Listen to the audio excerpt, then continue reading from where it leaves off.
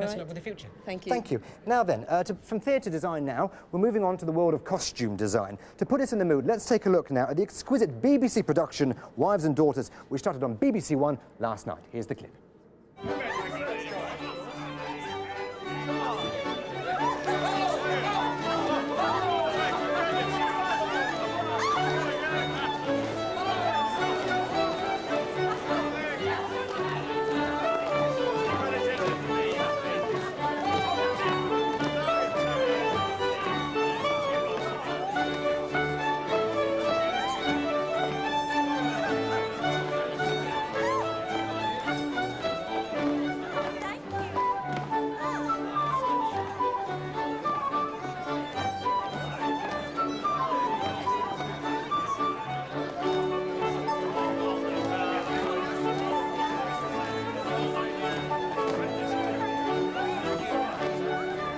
Now with me, well, actually not watching it with me at all, you were busy with your book. It's costume designer Deirdre Clancy. Welcome to Backstage, sorting out your bits and bobs here. Now you have won the highest accolade in theatre, the Olivier Award, haven't you? Yes. What was that for?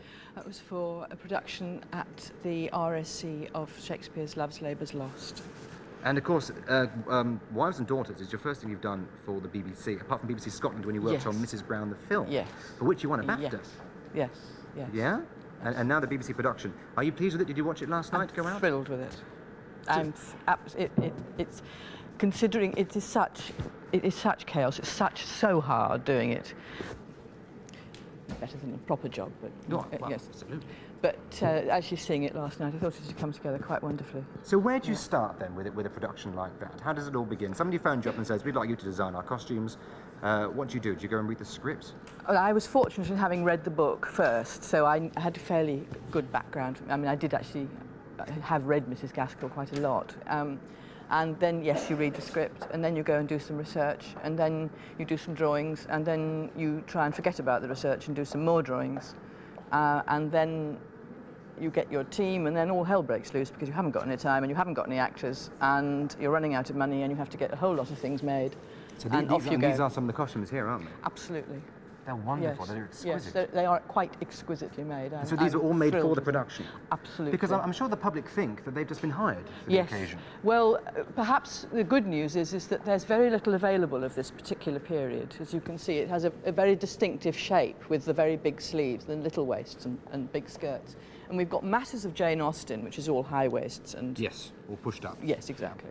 And it's... I quite like this. Here it's beginning to go out, so you get actually a very Playboy silhouette, actually. You get tits, a tiny waist, big hips, tiny feet.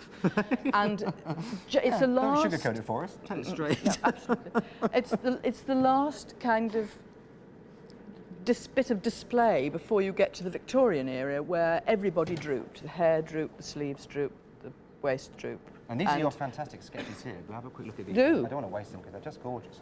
And you've worked in every particular medium, haven't you? Sort of film, television and theatre. Do you have to take the same approach with every single medium, or is it different depending on what you're working in? The design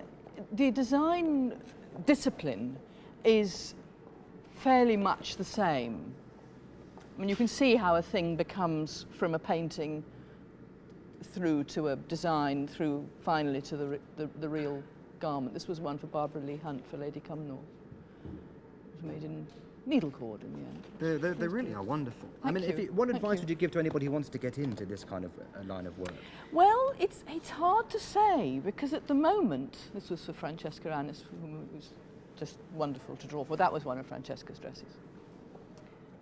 Would you give what advice would you give? Did they just start sort of making things on their own with a sewing machine in the corner? Yeah. But except there are two distinct crafts. One is designing costumes, and the other is learning how to make them. I mean, it helps obviously to know how to sew, but it's not what the business of design is. I mean, the business of design is bringing your knowledge of psychology, if you like, and the demands of the text, and then having fun with it. And I've been looking at your CV, which went on for pages. You've worked with all these huge stars all around the world. I mean, have you done it all? Is there anything you'd really like to do as an achievement you haven't yet fulfilled? Oh, yes. I would love to do a really somewhat futuristic, the next Star Wars or Dune. So instead of looking back, you'd like to look forward? Absolutely, yes. Yes, I think that would be very, very exciting to use my knowledge of the past to make something just as exciting as to what would happen in the future. And is the future of costume design healthy?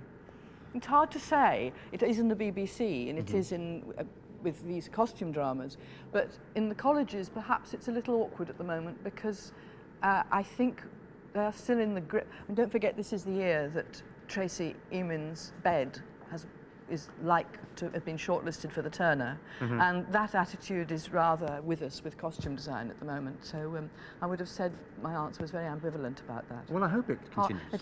At least this kind of skill does still seem to be wanted, which keeps me in work. I'm glad, because it's a very fine skill, and I think you're wonderful. Thank you very much indeed, Deirdre. Thank you. Thank you very much indeed for your time. Nice to